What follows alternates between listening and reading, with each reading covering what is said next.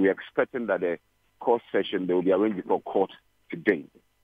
And so we tried speaking with some of the members of Delta Force, and clearly they are not happy. I spoke with some of the ranking members, and they say the attempt is to shield them from addressing their views or addressing their problems. And these problems are issues of unemployment and also putting them at certain places, certain positions. And so those are the things. They are not clearly happy, and they want those things to be addressed and not to be putting them before the court. Daniel. Yes, Kwesi. You first of all mentioned that the police said they found it difficult to identify a court to send them to.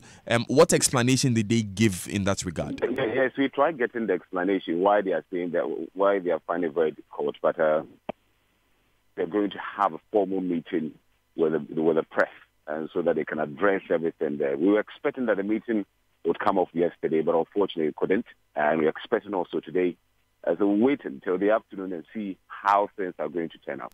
So this is a question you put to them, and they could not address it sufficiently. Yes, what did they say? Yes, they are saying, well, that's what we're going to get out of it, because that is quite ambiguous, and of course it's vague. Right. But unfortunately, we couldn't get it from them. They're saying that they're going to have a formal meeting with the press, and so they can address it. So we're waiting for the details, but now it's quite sketchy as we're speaking. Okay, thank you, Kwesi. Now, for these Delta Force members who have expressed unhappiness with the arrest of their colleagues, have they given any indication that they would be taking action against their party executives? Yes, we try going further, asking them that about whether they're going to maybe even get some lawyers for the members who are, and they couldn't express anything at that moment. But what they are saying is that they are quite peeved at the executives for what they've taken. Well, they don't really know whether it was an action taken by the police service or it was perpetrated by the members of the executive. So they don't really know, but just that they don't get it why they should be arrested, and they think they went there not in chaos, but they went there in peace. So they don't know why they've been arrested. So that's what's there, Daniel. Right. Thank you very much, Kwesi. Is there any more that we can report? Well, not at the moment, but we're still waiting. At least till afternoon. Maybe in the afternoon we'll get more from the police, from the police service, and also from members of the Delta Force, who I think they have a whole lot to say. So we'll be probing further to find out what they would have to say and also what the police also have to say. Daniel. Thank you very much, Kwesi Debra, for joining us. Kwesi Debra is a man in the Ashanti region. He just gave us an update on the two persons who were arrested, the two members of the Delta Force who were arrested and have currently been charged.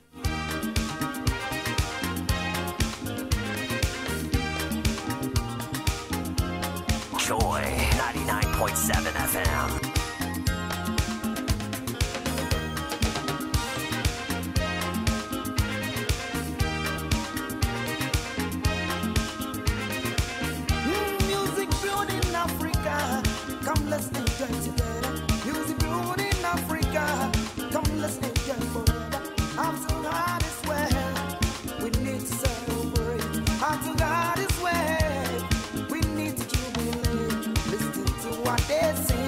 So that was Kwesi Debra coming to us from Kumasi. But like we said, we are going to be speaking with Diane Siade. She is the Public Relations Officer of the Ghana Highways Authority. The N1 is going to be closed for a week, and we want to know exactly why that's going to be closed. We want to know if there's any remedial measures going to be put in place. We want to know if there are any alternative routes that you could have used if you were going to use that stretch.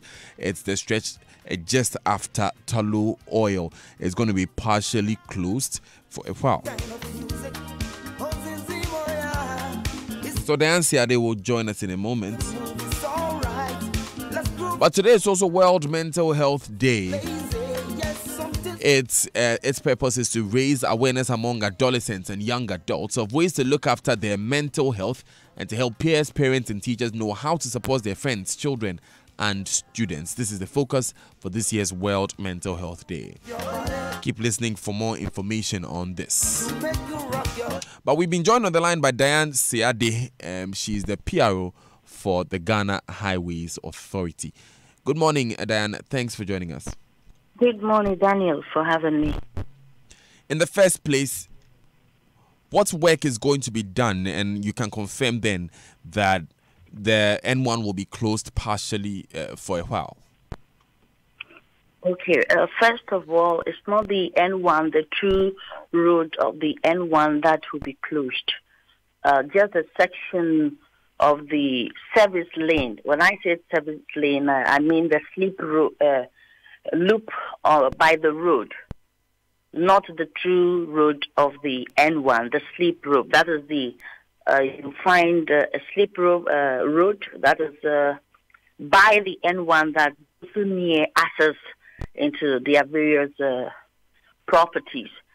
The stretch from the Shell filling station on from Talu, the Shell filling station, and before the Nestle company, that is only the stretch that will be closed on Sunday, coming this very Sunday, to the public that use that stretch. But our assessment proves that the stretch is not really used because it's just for those who are entering and coming onto the N1 or trying to join the Fiesta Royal onto the true road of the N1. So our assessment, we don't think traffic will be hampered in any way.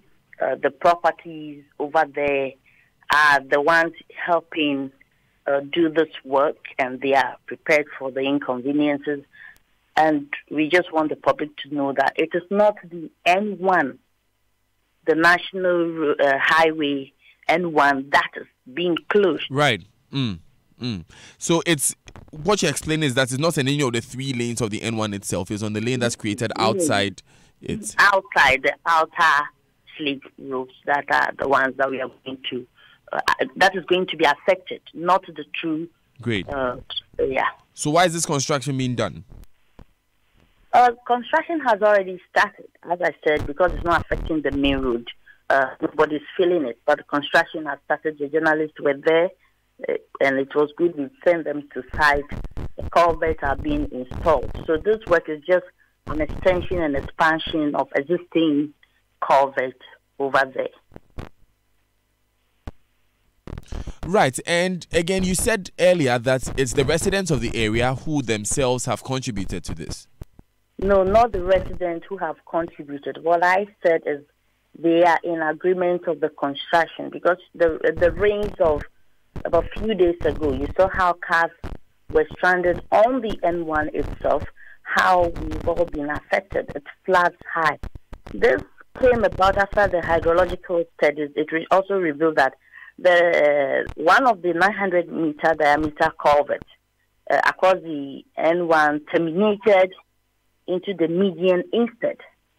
That happened because one of the properties over the Shell engaged in certain activities over there without permission and supervision from us. That has led to the situation.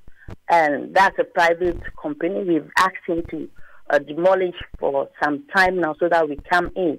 But he's delayed, and we are grateful. Our doors have been open for this collaboration, corporate collaboration for a while now. And we are having Aries Ghana Limited Property Development who have stepped in because their property is being situated right over there to remedy the situation. So that's what. So this new construction is what made the situation what it is. Not the new construction. It is the activity of the Shell because he went ahead and constructed something. I think a leapway or a drainage system with a lower capacity, and it affected the joint. Something in between the median got affected because we were not involved. And surprisingly, we don't know how he did that.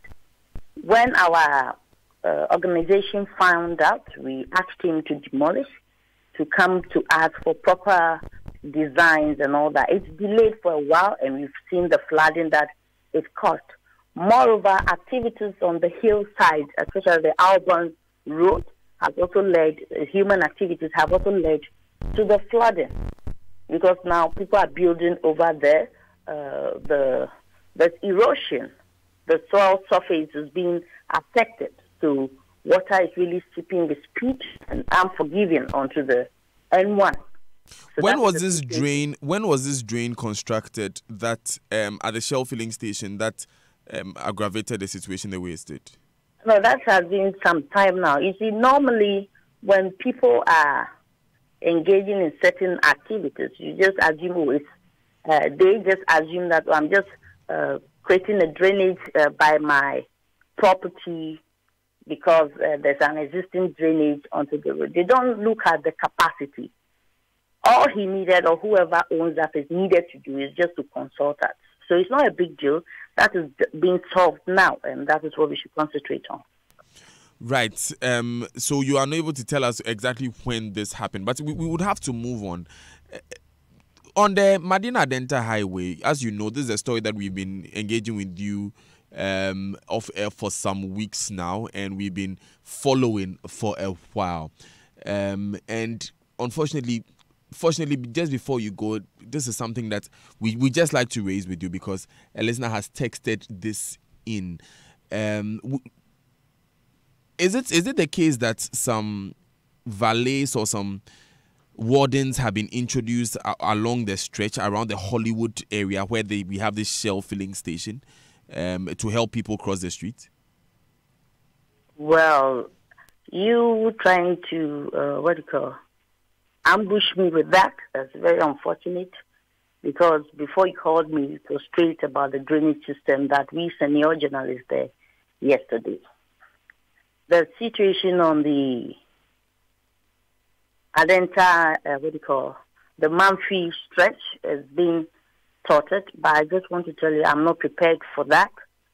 And if you need answers, consult our office and we'll give it to you. It's very unfortunate what's going on, but I'm not prepared to answer that right now. I'm sorry about that. Right. Are you able to speak to the placing of the valets there, the persons to help people cross the streets there? We know the police have been involved to help with the pedestrian crossing. What you're talking about, I don't have an idea at all what it is. Okay. We were told that construction will start in October, and that was what the Minister for Roads, Mr. Mwakwata, put out earlier. Has your office been in any way been involved in this? I'm surprised. I mean, the finishing of the footbridges. I'm surprised you're still not listening. You did not tell me you would need answers on the Medina Plantain situation. I would have been properly prepared for you.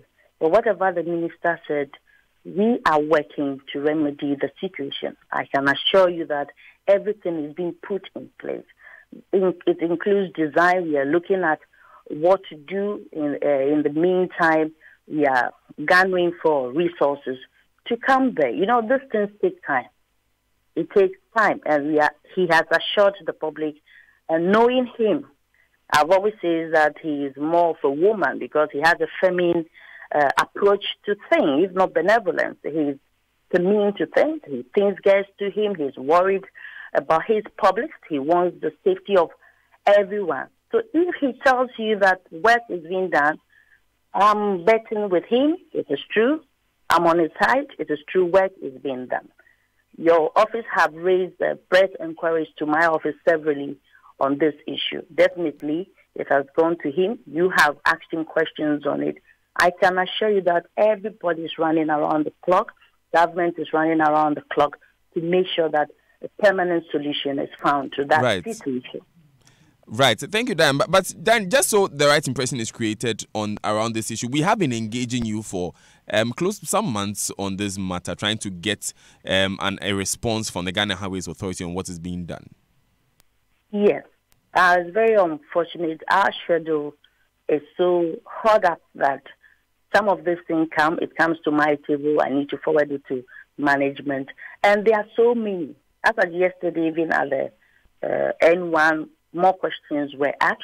I'm putting them together, getting to management, and bring you the feedback. So I'm sorry for the delay. It's no one's fault. My schedule is just so tight. But this thing has been in the news, and our minister have assured you. And I'm saying here emphatically that work is being done around the clock, so that when we get to work on it, there will not be any hitches. We go straight, finish this permanently, and then we have a safe crossing on that stretch. I am sorry. I apologize to the public. I mean, it affects all of us. And the minister is in our net to make sure that we solve it. That count it he's in, and he's on the side of the public to make sure that lives are protected. Great. Is that to suggest, since you have a very busy schedule, we understand, we will not keep you on for so long, but is that to give the impression anyway that this is not at the forefront of the schedule? That this matter is not? I am talking about, because the press inquiries comes directly to me. You said you have been trying to get response. When I say, as in responding to you, we have about sometimes 20 inquiries from Joy FM alone. You understand? But this issue on the stretch, the Tetuquashia-Adenta stretch, is already in the public domain, and work is already being done on it. It's getting back to you as a media house that has delayed for a while, but work is being done to make sure the problem is solved. Sometimes it's not the press pageantry that we are interested in. It's about solving the problem. That is what we are interested in. Engaging the press pageantry, speaking on radio. I don't think that's what PR is about. You forward a question, you want to respond. Sometimes the best response is to solve the problem.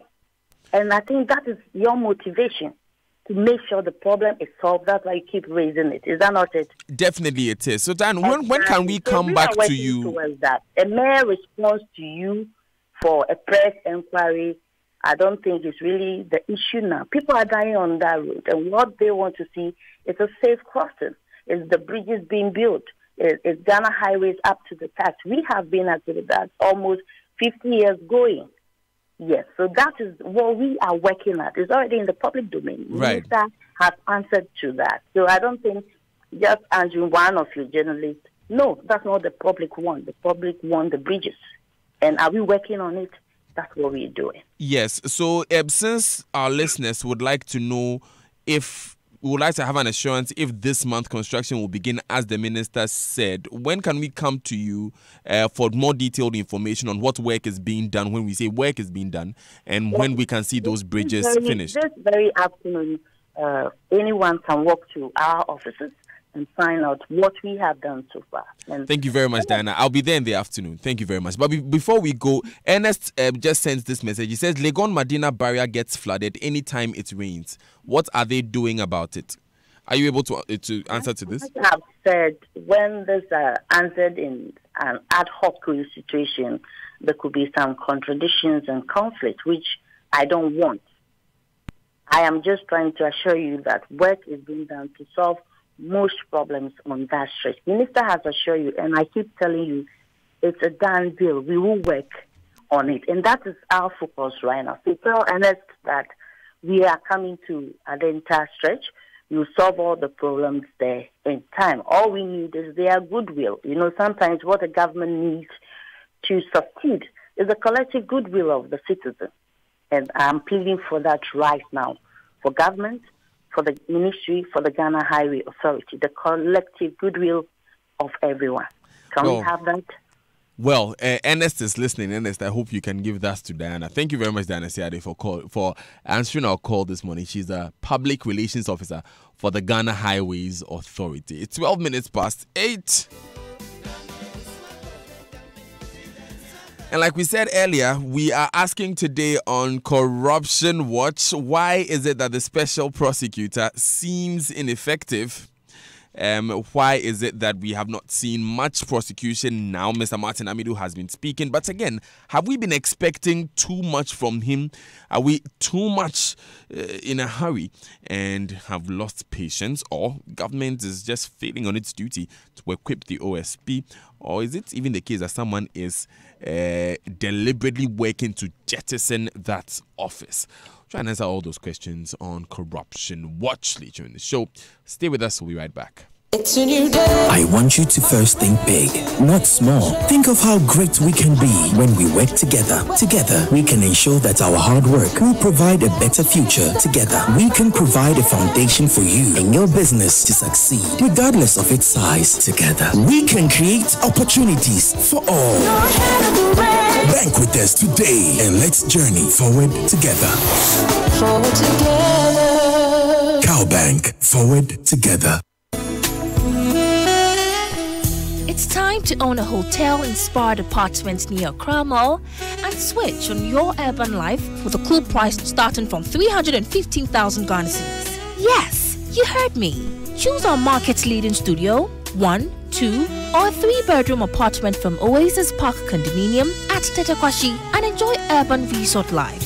For this and more, call Evelyn on 0204 343 011 or Kojo on 0204 343 008. This is another catered development by CPL Developers. CPL Developers, built for life. The other day, as I was in my kitchen preparing my special jollof made with lily rice for my family, I heard a knock at the door. It was my mechanic. Instead of calling me to pick my car, he brought it himself. I said, "Cho," he said, "F-O." I said, "Take the car back. I will come and pick it myself." As I turned off the fire from under the lily jollof, there was another knock at the door. It was my neighbor. I said, neighbor. He said, "F-O, my dog has jumped your wall again, oh." I said, "Don't be silly. You don't have a dog." My wife Ekis came home and we saw that he enjoyed. Cho, it was my pastor. He said, "Bless you." I said, "Bless you too." He said, "Did he come to church on Saturday?" I said, "Acho, but why are you coming to tell me this on Wednesday?" Having to fend off visitors at mealtimes because of Lele's tasty aromatic rice? Celebrate every mealtime by sharing with friends and family near or far. Lele, tasty food, happy family. Acho. This advertisement has been vetted and approved by the Food and Drugs Authority. At Oka, 15 is the magic number because Oka is 15. From now till 10th November 2018, we're giving you up to 15% off on everything you buy at Oka. That's up to 15% on sofas, beds, coffee tables, chairs, kitchenware, dinner sets, mugs, toys, decorations. Ooh. Well, what are you waiting for? Get to Oka now and start shopping. Locate Oka Decor at Springtest Road, Accra, and visit our website and Facebook pages for more information. Let's make memories together. Think home, think Oka. Super Morning Show. Coffee in your cup and Joy on the set. The Super Morning Show is always the best bet on Joy 99.7 FM. Joy 99.7 FM.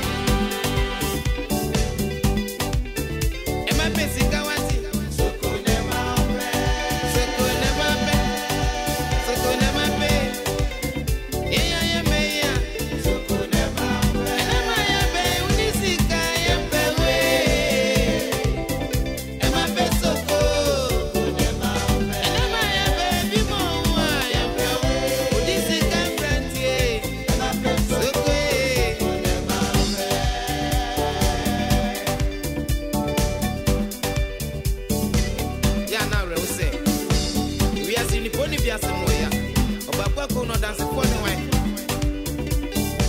Viche Bafu, on any report to Official, Germany. So was Samoya. Timojo, Unyu.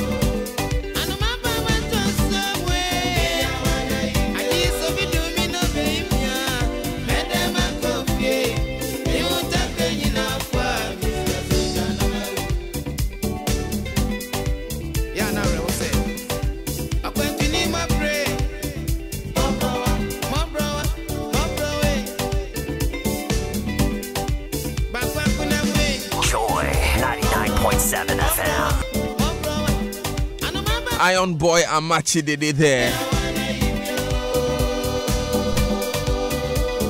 It's 21 minutes past 8 on the Super Morning Show. Enjoy 99.7 FM. Like we said earlier, today is World Mental Health Day, being marked under the theme Young People and Mental Health in a Changing World. Shortly, we will be speaking with the hospital director at the Accra Psychiatric Hospital to find out exactly how this is being marked today. What does this theme mean for us today? Young people and mental health in a changing world. How widespread is the challenge of mental health among young people? Also, most importantly, almost every year, the budgetary allocation for psychiatric hospitals and the Mental Health Authority in general is not disbursed. So how are they managing? How are they managing to keep our minds healthy? That's the kind of conversation we're going to have today on the Super Morning Show. In my studio right now is a man in charge of the Super Morning Show. You thought it was me? Nope. It's Papaya Wasari. He's lead producer of the show, and he has some background of this. Papaya, good morning. Yeah, good morning, Daniel. You were surprised when I said you're in charge of the show. You are the manager of the show. let's move on, Daniel.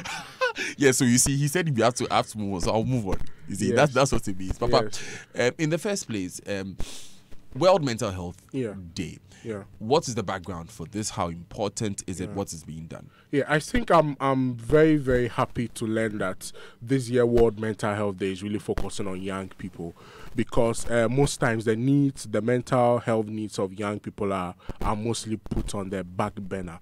They really go through a lot, right from adolescence age to the time that they are in senior high school and also to the university. And just about last few days, I think about last week, for instance, there was a thread on my Facebook wall where a young lady was really talking about a depression, about how young people go through, depression, because you know that depression is very, very silent. You hardly know that about what somebody is really going through a lot, and there are so many factors that really drive them through. In terms of many analysts have also mentioned the kind of parenting style that goes on these days. There are some people may be individualistic.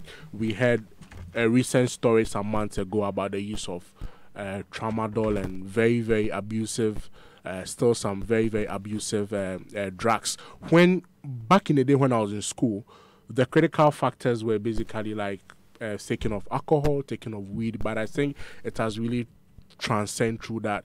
Even we heard a story about a young person who really failed her exams and thought that she had life has come to an end and she had to commit suicide, for instance. I remember doing it in the news review. Yes, that was, great. Yeah. So very disturbing. Yes, story. Very, very much. They go through even issues, unemployment is a very, very big deal. And I even remember the Psychologists Association just about a month or two ago, came out with a press release saying that those who've been through the unfortunate banking crisis, most of them are going through a lot. So you can imagine that young people, somebody has finished school 5 years, 10 years, has not really had any employment, as at age. So you can imagine, so issues of employment, issues of self-identity, issues of examination, and all of those things have really contributed to these things.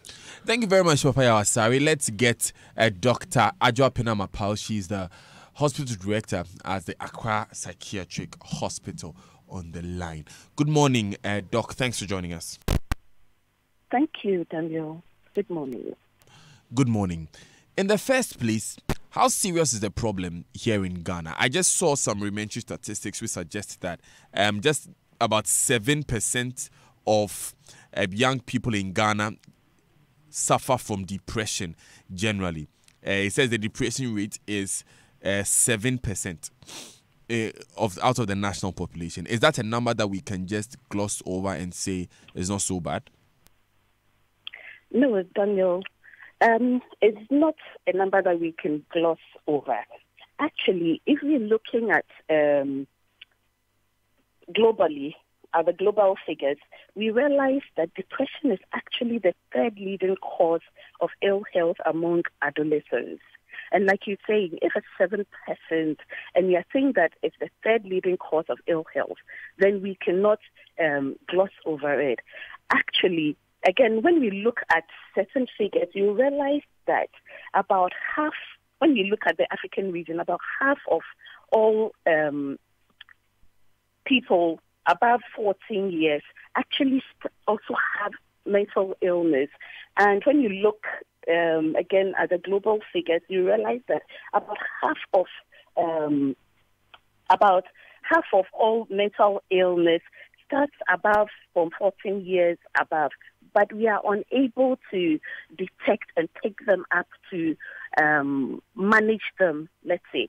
So most of all these things are going undetected. And that is why this year we thought that let's put the year aside and look at young people and mental health. Great. Again, I should also mention that suicide is actually also the second leading cause of death among these people from 15 years to 29 years. So looking at all these figures, we cannot gloss over it, Daniel.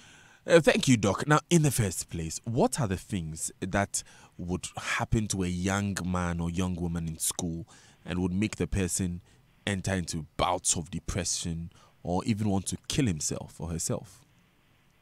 Okay, so when we say young people, the WHO is looking at people between 10 to 24 years. And Daniel, you realize that people between 10 to 24 years are mostly in schools. All right, so you realize that some of them have, let's say, entered the second cycle school. They are fresh in school. Some around these ages, you realize that they are trying to find themselves, who they are, their identity. And you realize that some of them too are trying to enter into relationships and so on. When you get to around 24, you are getting out of school and then you are about to face the outside world. All these things put stresses on the young people, but we have not done enough to put systems in place to help support them. Again, when you look at it, you realize that the outside culture or the Western culture is creeping into our society. When you look onto the internet, the cyber frauds, all these things are creeping into our society. And these put stresses on the children. But what have we put in place to help support them? And some of these things can actually start or, should I say, precipitate mental illness in adolescents. Again, let's look at our relationships with these young people. Most of us parents do not really have that relationship with them so that they can open up to us. So you will realize that even when things are going on in their lives, they are unable to open up to us and they suffer in silence. when they are in school, again, they may not have that relationships with their teachers or their lecturers to be able to open up to them. So again, they suffer in silence. When you go into our educational institutions, we do not have counseling centers. Those who have counseling centers, those centers are even stigmatized. So someone even just walking into the counseling center, it's even stigmatized. So the young person is not able to access the little support that may be in place. So all these things put stresses on them, and then it can precipitate some depression in these young people, and then they would move on to have suicidal tendencies. If you remember, last year we had some suicide cases, and out of that, about 11 or so of the 16 suicide cases that came up, about 11 of them were these young people. And therefore, we think that society needs to set up and put systems in place. Doc, thank you so much. And I'm glad you bring in what happens in the homes as part of the situation, because, again, communication with these children is very, very key. However, we know that the divorce rates in Ghana is going alarmingly high. How does things like single parenting, conflicts among parents, how does it affect children? Well, again, you see, children are able to pick up things in the home. We think that they do not realize what is going on. But when the relationship between the parents are not going on well, they are able to pick up. Unfortunately, the Ghanaian parents do not have that tendency to sit with their children and actually discuss things that may be going on. So when parents are having problems, they are even unable to sit with their children, to be frank with them and say that, look, this is what is going on. And maybe we are going to have a divorce. And this divorce is not because, it's not your fault. We should be able to have those frank conversations with the children. But we just indulge ourselves, we just go on with our life, not focusing on the children. So even that atmosphere is not good for them. Again, when we are separated, the single parent, remember, sometimes some of these bitterness in us and so on, if we do not deal with it well, we tend to transfer it onto the children, and therefore the children may suffer. Again, if we are separated, you will realize that maybe the supervision that should have been in place for these children may not be fully available. And therefore, if this child starts, let's say, abusing drugs and so on, we may not even be able to pick it up. Let's look at financially. Most of these single parents, I'm sorry to say, when the divorce takes place, the men go their way, and most of the time, the onus falls on the female to take care of these children, and they go through hardship. Okay. Again, these economic problems may also affect the children. Yes. Doc, we know that people within the age brackets you mentioned are very social media savvy, spend a lot of time on the internet. We also know that cyberbullying has become very common. I have a friend who described Twitter as a secondary school playground where there are gangs walking around all the time. How does this affect young people, and how do we protect young people from cyberbullying? Okay, so like you were saying, it's become quite rampant on our social media. Do you remember? I don't know if you would remember that some people were even inducing people to commit suicide with them, even on the internet and so on. Yeah. These are some of the issues that are coming up, that the problems that these young people face on the internet. How do we protect them? Again, we think that it depends on the relationship again that we are having with these people. How do we mentor them? How do we sit and talk to them? How do we teach them how to go through some of these things? So we need, again, to put in these systems to make sure that these young people are protected from from them. We cannot stop them from going onto the internet because, again, the internet has its good sides. So we use it for their homework, we use it for their education and so on. But how then do we see to it that they do not enter into some of these things? Again, we should be able to build that relationship with them so that when they enter into some of these problems, they'll be able to share with us. But how do we identify when these young people have these challenges? If there are mental health issues in general among young people, how do we identify it? All right. So, again, we need to bring on various stakeholders. For instance, most of these children, young people, will be spending their time in school. So that it means that the teachers or the lecturers should be educated on some of these signs and symptoms. For instance, if you have a young person who comes to class and is always bubbly and would always put up his hand to answer questions, but later, as you go on, you observe that this person now has become a bit withdrawn. It should send some signals to the teacher so that this teacher may pick it up, have a word, and then maybe if he or she needs to refer to a professional to deal with, he does that. So let all these stakeholders be brought on board. Let us not say this is just for mental health professionals to deal with. We all sit down and look at the problem in general, and then we try to solve it. Social welfare department, all of us, we need to come on board, look at the problem, and then discuss and see the way forward. Another challenge that a lot of young people find, and recently we covered the story of this young person who failed his or her examination, and committed suicide as a result. How do we build resilience among young people, and what life skills should we focus on given our children if hardship and hard times are inevitable? Yes. So, again, we look at the education.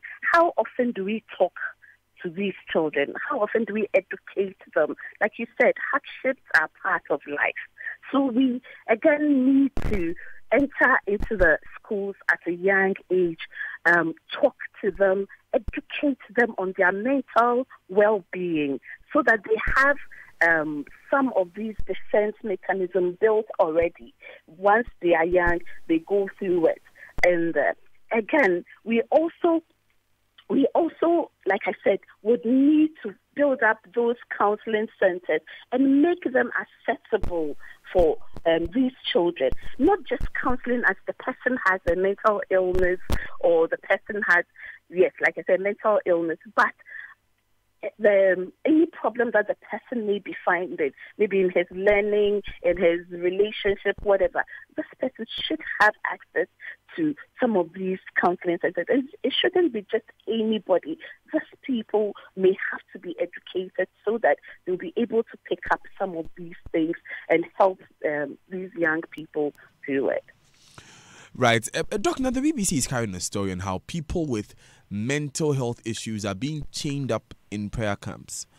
Realistically, and I know you're familiar with situations like this, realistically, how exactly do we destigmatize this mental health situation in Ghana?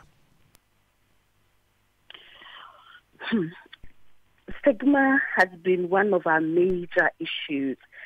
And we've been trying all along. Mental Health Authority has been trying to educate these traditional and faith-based healers, these prayer camps and so on, to let them know that indeed you cannot, mess up with the rights of the mentally ill. You will also realize that the act that we have also bring these faith-based and traditional-based centers under the Mental Health Authority so that they will be able to, monitor what they do. However, we still have these some centers and some prayer camps that chain them. We try to educate them, to let them know the extent in which they can go. We try to educate them, to let them know that there's no need to chain the patient, because we have medications that can calm them down. They actually chain them because they feel they are aggressive and so on, so they would chain them. But we have medications that can calm them. So that's what Mental Health Authority is doing now. They are going out, they are educating them, the various centers, for them to know. Again, maybe funding has been a problem for them. They've not been able to reach out to the whole country, but they've reached out to certain camps, and I know that they are working towards covering the whole country. Doc, would you advise that these camps are regulated in some way, considering the potential damage that can be inflicted on persons with true mental health issues? Yes. So like I said, the Mental Health Act makes the Mental Health Authority the regulator of these traditional and faith-based centers and the prayer camps and so on. So it's the work of the authority to be able to go around and monitor and see to it that some of these on human rights are not being perpetrated. But like I said, due to funding, they have not been able to cover the whole country. But I think somewhere last year, if you remember, they went to a prayer camp in one of the camps in the central region, and they actually moved some of these patients into Ankafor. So they are going around, and hopefully they'll be able to reach most centers in the country. So with resources, they should be able to carry out their mandate according to the Mental Health Act. Yes, we believe that. We believe that if they are well funded, then all those beautiful plans they have on paper will be implemented, and some of these issues may be solved.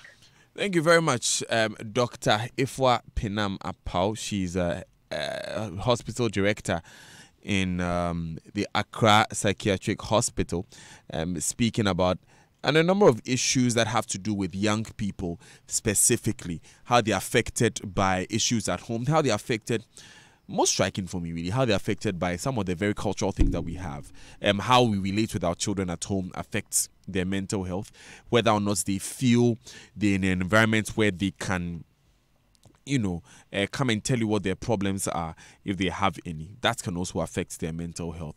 Issues like divorce, issues like single parenting, issues like hardships in life, which really are inevitable if you ask me. And all of these different ways that their mental health can be affected. But most importantly is that you should have a relationship with your child. Your child should be open with you and should be able to come forward with any challenges that they have. That is very, very important. We're going to have Corruption Watch coming up shortly here on the Super Morning Show after these messages. And on Corruption Watch today, we're asking a simple question. Is it really the case that the special prosecutor is dragging his feet, or government is not resourcing him enough, or we are expecting too much from Mr. Martin Amidu? Send in your comments on 0244 340 437. Tweet at us at Joy997FM. Go on our Facebook page, Joy 99.7 FM. We'll be back after these important messages. Hello, madam.